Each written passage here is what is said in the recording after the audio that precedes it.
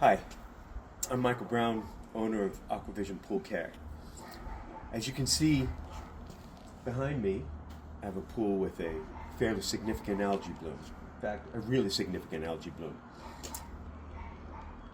Over the next few days, I'm going to chronicle taking this from green to clean. This time, I've done this in the past. This time I'm trying a different approach.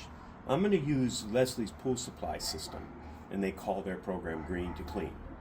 Just want to try it and compare it to the traditional way of solving an algae bloom problem like this.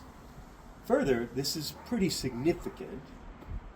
The pH is already really high, so they have a product called Green to Clean that you start the whole process with. Well, not really, you start the chemical process with.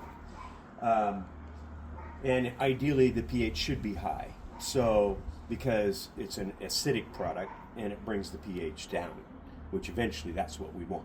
You have to have the pH within range to eventually get it to blue again.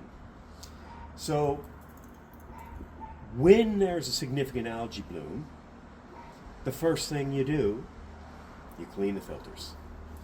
So that's what we're going to do now.